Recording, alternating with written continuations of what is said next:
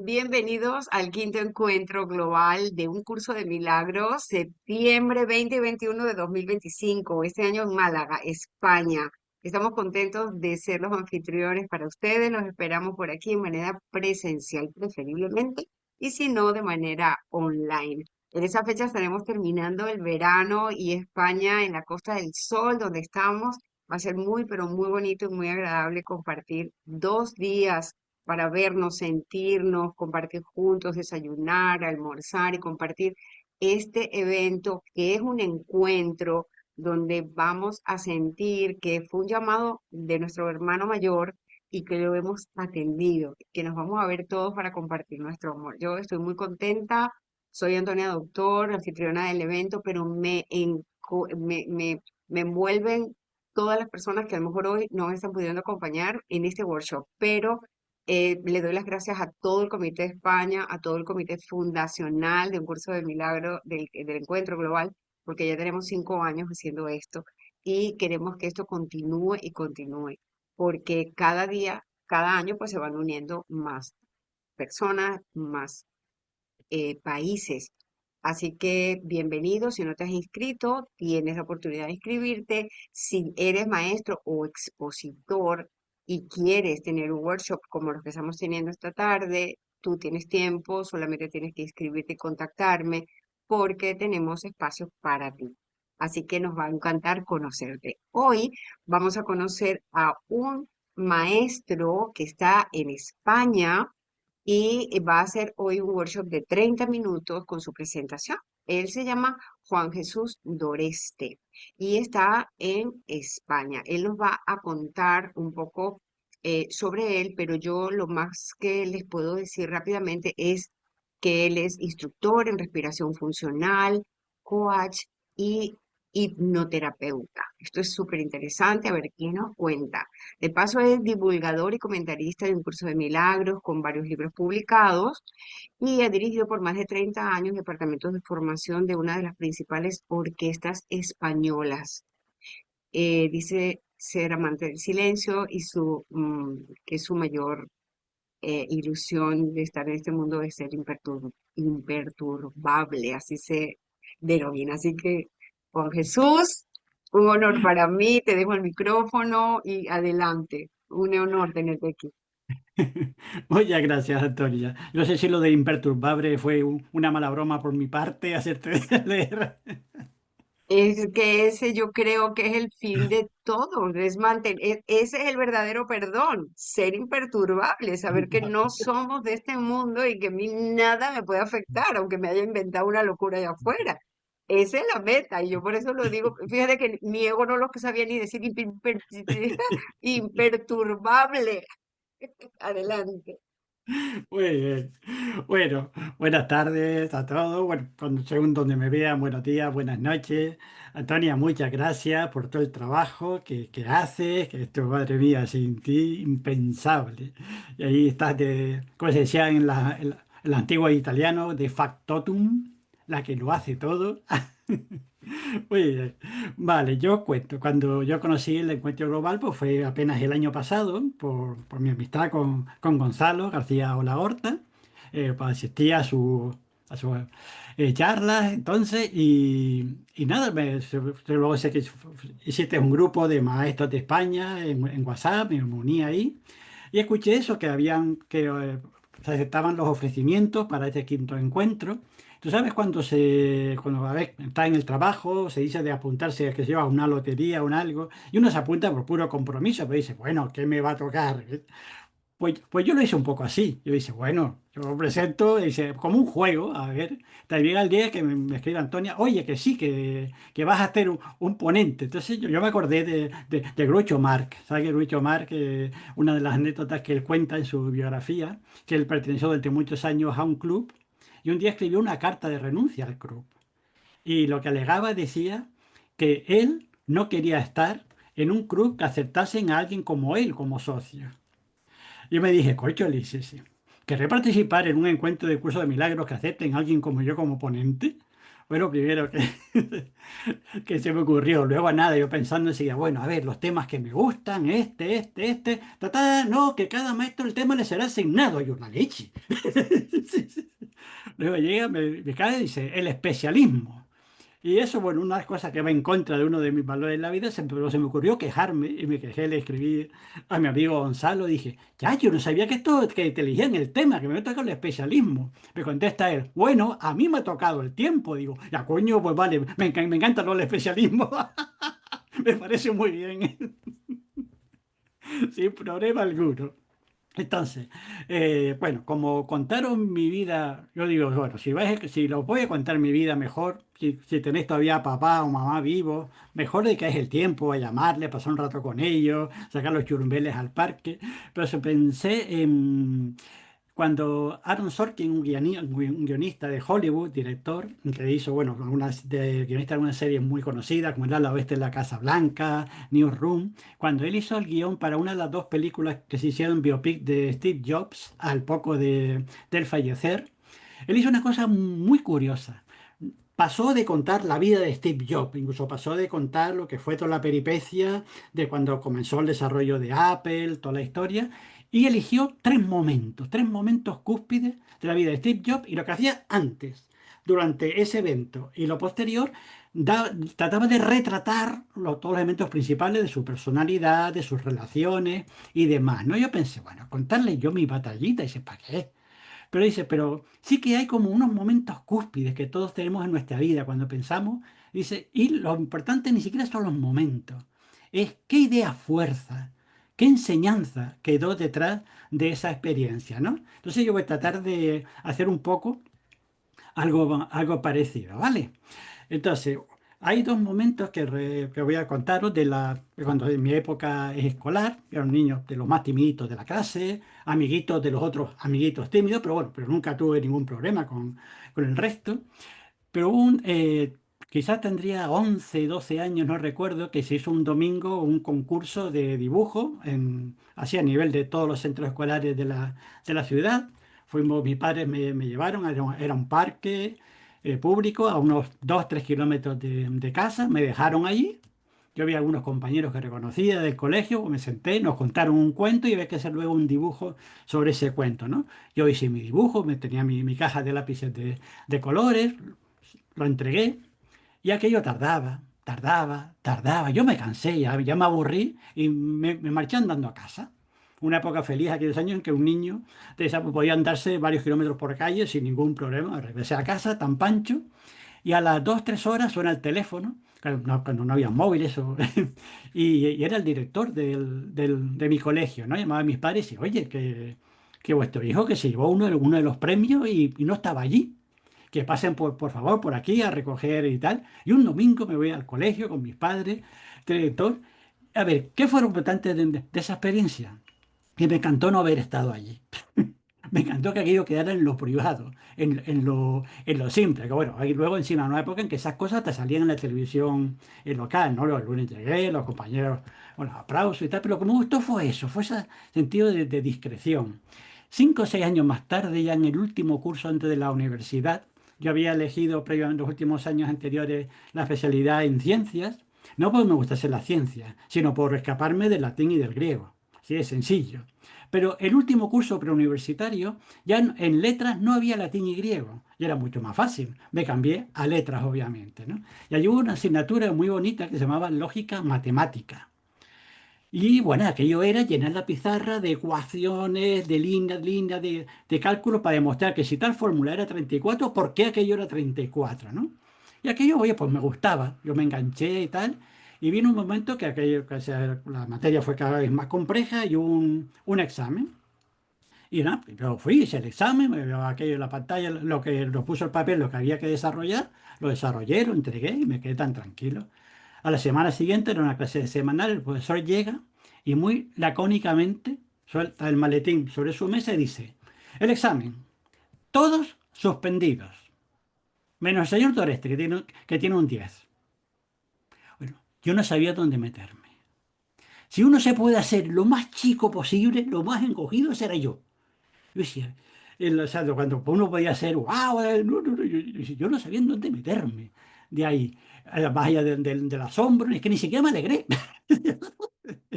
Era ese, y bueno, a ver, consecuencia positiva de aquello, que el profesor dijo, la semana que viene haré exactamente el mismo examen, tal cual, el mismo. Pero, y algunos compañeros era que había sacado el 10 pues me pidieron de poderles preparar, enseñar, ¿no? Y fue mi primera experiencia con la enseñanza directa. Yo era un compañero más entre ellos, ¿no? Bueno, al final todos sacaron el examen, los que vinieron a mis clases y los que no vinieron a mis clases también, por supuesto. Pero aquello marcó primero el inicio de una vocación hacia la enseñanza y segundo, esa fue esa sensación, ese donde porque una clave del especialismo, probablemente no voy a diferenciar mucho entre lo que es hablarles de mí y lo que es el tema, que luego continuaré. No solamente es que te sientas especial por ser especial, es también el miedo a hacerlo. Es tener esa otra cara. Cuando destacar en algo, en la forma, simplemente lo que deseas es esconderte. Y entonces, si alguno de ustedes recuerda algún momento donde algo se les trató de reconocer, hicieron algo bien, un logro, y la sensación fue más que de alegrarse, de cómo me escondo yo de esta situación, pues qué sé yo, ponerle el corazoncito, un algo, sabemos o no sé si yo he sido solo el que le ha pasado esto, que ante este Dios de especialismo de querer más bien esconderme, ¿no? Y luego ya doy un buen salto adelante.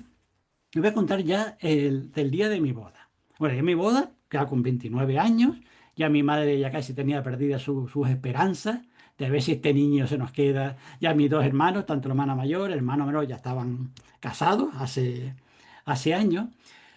Y ese día yo fui, antes de hacer un viaje, pues íbamos a estar en unos apartamentos en la zona turística de mi isla de Gran Canaria. Pues era un trayecto de unos 40 kilómetros de la capital. Pues yo me fui, pues tanto porque íbamos a llegar muy tarde, pues a recoger las llaves, ver que todo estuviese bien. Y de vuelta, usaba el coche de mi padre, que era un viejo Volkswagen Escarabajo, de esos coches tan que todos tenemos bueno, que tienen ciertas tiernas edades, pues en la memoria. Y de vuelta, aquel coche que empieza a perder fuerza poco a poco. Empieza a perder fuerza el coche. Obviamente llego ya pasando por la zona del aeropuerto, que está a 10 kilómetros de la capital. Ya el coche y aquello. Y justo para pasar al aeropuerto hay como una rampa empinada de casi 1 kilómetro. Y el coche se fue quedando y tuve el último reflejo de meterme en el arcén cuando el coche hizo ¡pof! Me acuerdo si quedaban 3 horas y media para la boda. Yo me veo ahí tirado a 10 kilómetros de la ciudad, el coche muerto, intenté arrancarlo, nada, muerto. Y fue una experiencia muy peculiar en mi vida. Y en ese momento me quedé en paz. Simplemente pensaba con toda tranquilidad, ese bueno, el aeropuerto está ahí a 1 kilómetro, puedo ir andando. En lo que voy andando, puedo tratar de hacer autostop. Puedo, casi mi principal apuro era como decirle a mi pobre padre que le había dejado el coche ahí botado en el arcén, en la autopista, a 10 kilómetros al día siguiente y como que se la encargase él, ¿no? Pero entonces yo acepté aquello. Yo dije, bueno, vale, pues salgo del coche y veré lo que puede ocurrir, ¿no? Y justo antes de abrir la puerta para salir, algo dentro que me dijo, prueba otra vez. Y el coche arranca. Coche arranca, y digo, bueno, fui despacito en la cuesta, eran 10 kilómetros, lo traté de ir con mucha calma el coche, pum, pum, aparqué en un lugar donde yo trabajaba, porque estaba más cerca que la casa de mis padres, aparcó el coche ahí, fue la boda, muy bonito, y al día siguiente, cuando ya llamo a mi padre, me cuento, y va y me dice mi padre, pero dice, "¿Pero tú viniste en el coche? ¿Tú viniste en el coche?" Dice, claro, el coche está aparcado ahí, dice que vino el mecánico, la grúa. Dice, ¿qué? Dijo, dice, que este coche llegó aquí. Dice, imposible, este coche no puede caminar. Este coche es imposible que pueda caminar. Y fue como de esos momentos especiales que te quedan en la vida, ¿no? que más allá de la lógica, algo ocurrió. Y sé que no es que me guste vincular las palabras milagros o términos con algo que ocurre en el aspecto físico, ¿no? Pero se me quedó como de eso, como un momento mágico. Porque el milagro fue sencillamente la paz que yo tuve cuando sucedió todo aquello, la falta de no alarmarme. Y entonces, a ver, yo entonces ni conocía el curso, ni nada, que sí que estaba en un movimiento espiritual, cristiano, movimiento de los focolares, tenía una vida, cierta vida espiritual en medio, pero fue más adelante que yo lo vinculé con una de las frases más, a ver, misteriosas, en cierta manera, que ofrece el curso. Y cuando varias veces nos dice, y Dios dará el último paso. Porque yo durante mucho tiempo, yo de una cosa esto lo vinculaba, supongo que a lo mejor más de uno estará igual, con algo en la línea temporal. Ocurrirán cosas en nuestra vida, por una vida o muchas vidas o lo que sea, y en un momento dado Dios intervendrá en esa línea temporal. A mí recordar esta experiencia me hizo entender, y si no tiene nada que ver con el tiempo lineal, esa expresión, sencillamente Dios dará el último paso. Es algo que puede suceder en cada momento, en cada hora. O sea, aquí, donde tú, cuando en un momento dado te rindes, te quedas en paz, te quedas en el silencio, pero permite de alguna manera esa acción final de Dios, que no tiene nada que ver con el asunto lineal, con el tiempo. Yo lo dejo aquí como reflexión. Si a alguno os resuena, pues bien, pero a mí me gustó mucho esa aclaración. Que, a ver, ni papa, si es así o no, no es ninguna afirmación por mi parte, pero sí una cosa que tal cual yo lo viví, ¿no? Otro momento, ya posterior, pues cuando salí de casa de mis padres, tras casarme, el cuarto que yo he compartido con mi hermano en casa de mis padres, pues se quedó tal cual. Se quedaron allí las camas y estaban también nuestros escritorios, donde tenía muchos libros, muchas cosas. Y yo cuando iba a visitar a casa de mis padres me gustaba volver a revisar lo que había ahí, cómics, libros, cosas. Y había comenzado, pues entonces, a trabajar como crítico musical para uno de los periódicos más importantes de mi provincia, ¿no? De la ciudad. Y voy mirando los libros y me veo uno cuyo título no me suena de nada. Lo saco. Una portada, unos signos musicales de la música antigua, prácticamente de la época de la música del gregoriano, estilística, teoría y práctica de la puntuación. Al final era un libro sobre escritura, hecho por un ingeniero que le enmendaba la prana a todos los académicos de la lengua española, considerándolos como inexactos y tal, y planteaba toda una nueva lógica del uso del lenguaje, el uso de la puntuación. Y ese libro que lo descubrí poco antes de un verano, me trastocó totalmente. Y me pareció una cosa increíble. Y de hecho me modificó todo mi trabajo con las letras como escritor. Pero la cosa fue que yo ese libro no recordaba de haberlo comprado yo, jamás. Le pregunto a mi padre, papá, ¿este libro? Padre, dice, no, no lo había visto nunca. Principal sospechosa acto seguido era mi cuñado, que de Zamora, que de vez en cuando iba a su tierra, pues si veía alguna cosa curiosa de música o alguna partitura de lo local, me las traía, ¿no? Y le pregunté, oye, José Luis, ¿y este libro? Te dice, no. Y si, ¿cómo coño apareció ese libro ahí? Y ha sido otro de los misterios de mi vida. Nadie sabe por qué ese libro estaba ahí, pero estaba, ¿no? Pero lo importante no es que el libro tuviese una aparición mágica ahí en ese escritorio. Lo importante es lo que yo hice con él.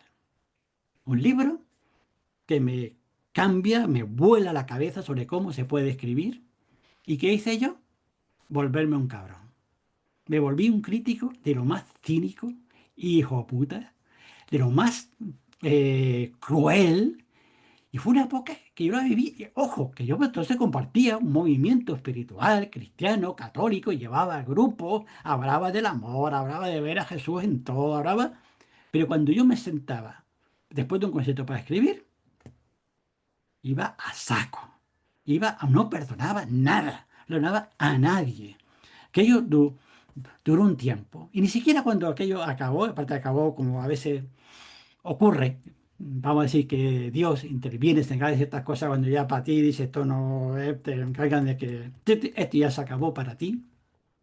No, no acabó bien, pero fue la enseñanza posterior, ya cuando conocí el curso, comencé a ver de todo aquello, que me quedó es, vale, te sucede algo, vamos a decir, prodigioso, milagroso en tu vida, pero es un libro de la nada.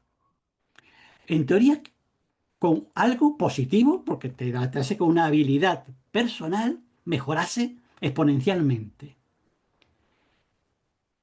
Y fue caer en la cuenta de cuál había sido mi respuesta, cuál había sido cómo respondí yo a ese milagro. ¿Qué respondí? Pues siendo un cabronazo, siendo lo más falto de caridad, de todo. Y esta ha sido una de las más grandes lecciones de mi vida, porque a partir de ahí cada vez que he recibido algo, incluso cuando he conocido el curso, he conocido luego maestros, maestras, siempre me ha quedado como esa pequeña señal de alarma. Es decir, cuidado, porque tanto se te den cosas malas como se te den cosas buenas, la posibilidad de elegir ser un cabronazo, o sea, podríamos decir, elegir vincularte al ego, está ahí. Mientras seas Mientras te vivas como un humano, como un ego, como una personalidad, como una entidad separada de los demás, cuidado, que como se dice en los juicios, que todo puede ser eh, usado en tu contra. Hasta las habilidades santas yo las puedo usar en contra de mí. Y si eso se me ha quedado como siempre, como una señal de atento, cuidado, que hasta cualquier cosa va, lo relevante es ¿cuál es tu propósito? ¿Cuál es tu intención? ¿Para qué? Como nos pide preguntarnos tantas veces el curso, ¿no? Sí, no sé si os ha pasado alguna vez o que os haya pasado algo y lo hayáis usado, después dice, uy, recuerda a veces esos dichos del que dice de Jesús, dice, si al final tienes una mano, pero la mano te hace pecar, o tienes un ojo y te hace, dice, pues podemos utilizarlo todo, al final el para qué, ¿no? Y no sé si me queda tiempo. Vale, como ya estamos ajustándome Cinco tiempo. minutillos. Sí, exactamente. Entonces, lo que voy a hacer, yo me planteé esto, que bueno, que estos 30 minutos, los próximos 50 es como, vale, que tengo 1 hora 20 minutos y obviamente lo voy a continuar en el próximo, ¿no? Entonces, sencillamente, para hoy quiero dejaros dos regalitos, si me da tiempo. Si no, pues os quedáis con uno y el que vendrá para, para el siguiente. Bueno, para más allá de las majaderías que os haya podido decir, que os quedéis con algo útil, a mí me gusta cada vez más la simpronería, ser un simplón, buscar lo fácil, lo sencillo, lo que podamos manejarnos aquí. Entonces voy a decir, os voy a compartir uno de los tips más tontos, pero que más me han ayudado en toda mi vida. Y algo muy básico. A ver, os voy a pedir, porque alguien que esté huyendo de esto, esté conduciendo, haciéndolo difícil, si no, pues te voy a pedirte que cierres los ojos un momentito, ¿bien? Y traigas a tu conciencia algo lo más cercano posible, si es posible de hoy, mejor, donde algo os haya disgustado. Pero a un nivel nimio, tonto, una reacción de una persona, un suceso, algo, a ver, que de 0 a 10 se esté en el nivel 1, nivel 2, no penséis ahora el dramón de vuestra vida, ¿vale? Algo muy simplón, pero que dice, uy, eso me fastidió un poco, me enfadó, me hizo sentir algo de vergüenza ajena o vergüenza, porque algo pequeñito, simplemente tráelo a tu conciencia, a tu mente, y permítete que eso esté allí. ¿Eh? Que te visite, que te habite esa sensación, ese recuerdo. Sin más, no le des más vueltas, no tienes que pensar, solo permitir que ese recuerdo venga y que lo puedas de alguna manera experimentar, sentir, ¿ok?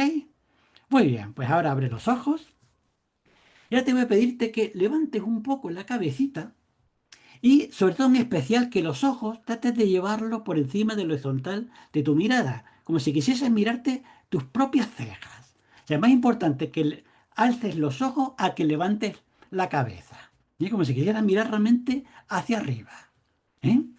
Y ahora, sin dejar de mirar hacia arriba, incluso si tienes alguna cosa en la que te puedas fijar la vista mirando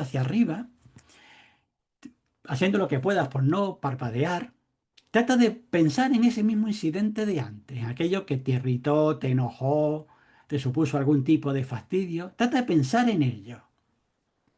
Y si era algo que contenía un poco de ira, trata de enfadarte, pero trata de enfadarte en serio, o de disgustarte, de sentir lo que tengas que sentir sobre ese incidente. Pero hazlo en serio, ponle ganas de verdad, ¿eh? Intenta sentirlo, ¿eh? Venga, bien, ¿qué ha ocurrido? ¿Habéis sentido la misma energía negativa que sentiste antes cuando simplemente trataste de recordarlo? ¿A que no? Pues mira, este es el truco más simplón del mundo. Cuando te cueste perdonar, cuando estés enfadado, cuando tengas miedo, cuando estés confusa, mira para arriba. Mira para arriba, así de sencillo. Cuando miramos para arriba, nuestro cerebro colapsa buena parte del caos oral, mental de los pensamientos. A ver, cuando uno quiere soñar, ¿qué hace? ¿Cuál es la postura de los santos místicos pintados por el Greco, por los grandes pintores españoles? La mirada al cielo. Cuando miramos hacia arriba, algo cambia en la manera en que procedemos. Entonces, yo una recomendación que hago siempre, cuando camines por la calle, mira un poco como si quisieras mirar no la planta baja, sino la primera planta, hacia arriba. No te preocupes que la vista es increíble y si hay una moñiga de perro la vas a ver, si hay una cosa no te vas a estar tropezando con la gente, pero mira para arriba. Te sorprenderá alguna vez verte sencillamente sonriendo, sin saber por qué. Es algo mágico, así de sencillo. Así que si de esta presentación de hoy cuidáis con este pequeño tip, este pequeño truco, y os ayuda, y sobre todo hay que enterarlo también, ¿eh? Total, pues estupendo. Yo feliz y que continuaré amenazo con continuar el próximo martes 22. ¿Ok, Antonia? Qué Está- maravilla, qué maravilla. Tú ibas a compartir algo, no se te olvide. Vamos a Sí, compartir tus redes. exactamente, eso es. Vale, pues si acaso me dice que aquí hay que compartirlo, dónde me localizan y todas esas cosas, pues, mira, no os Ya que nos preocupéis. das el truco maravilloso, déjanos saber dónde. Bien, vale, lo importante es las letras esas grandes que veis arriba. En El el link libre. tr.e/jjoreste-ucdm, porque ahí tenéis enlace a todas mis redes sociales, a todo lo que hay, ¿vale? Pero realmente lo que tengo más activo es un grupo en Telegram, que se llama El Sendero del Milagro, que abajo a la derecha lo tenéis ahí, que si os metéis en Telegram, ponéis @ucdm, El Sendero del Milagro, es un grupo abierto donde ahí tengo un montón de, digamos, como hilos o temas que comparto y que es donde, digamos, donde más activo de alguna manera estoy. No tengo grupo de estudio, no tengo, actualmente no sé a dónde me llevará el futuro, pero de momento no es así, pero bueno, si queréis un momento tener un contacto conmigo, pues es sobre todo ese grupo de Telegram y en el otro enlace de arriba, pues también tenéis acceso al canal de YouTube y de Instagram, ¿vale? Así que si tal, Muy pues entonces bien. pausáis el vídeo cuando ya esté en el vídeo y lo podéis anotar sin ningún problema. Muchísimas gracias, Juan Doreste. Estamos encantados. Bueno, efectivamente terminó el tiempo y justo el tiempo. También te doy gracias por ese respeto a todos. Les doy ese respeto por la hora, porque como estamos todos así tan justitos, es muy interesante para que nos dé oportunidad a Empezar todos de hacer lo que mi tenemos que temporizador hacer. de 30 minutos para decir que no Mira, tenga mira, mira. pensado nada. Bueno, Hice trampa. magnífico. No, no, eso son herramientas y eso es perfecto. Gracias también por apoyarme en eso, porque la idea de esto es que hagamos todo lo que tenemos que hacer. Así que muy bien. Pues muchísimas gracias, Juan Jesús, porque, bueno, me encantó tu participación y de verdad que les vuelvo a invitar, aunque ya él lo dijo, el 22 de julio, el martes 22 de julio, volvemos a tener a Juan Jesús aquí con la trampa del especialismo, que es cuando el amor, escuchen bien, se convierte en posesión. Que te quiero para mí. Entonces, no perdamos esta oportunidad tan maravillosa de escuchar a este maestro. Bueno, yo te iba a decir, yo no me lo pierdo, pero yo igual debo estar aquí, pero no me lo perdería. Así que encantada de estar aquí. Les cuento que estos workshops están todos todos quedando grabados en nuestro canal de YouTube, Encuentro Global UCDM, y además en la página web que está aquí, en la página oficial del encuentro, en el área de grabaciones.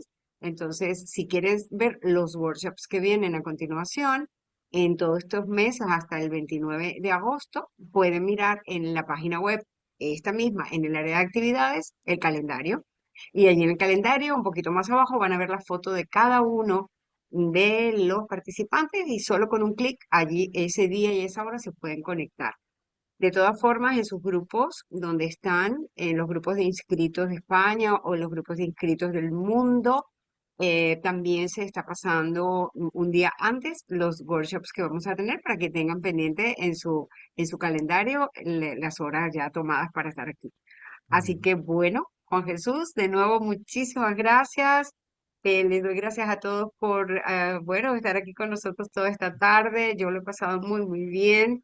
Les doy gracias. Extiendan la información si en verdad lo sienten, porque están todos invitados. Así que me despido. Mira, gracias, Antonia, gracias.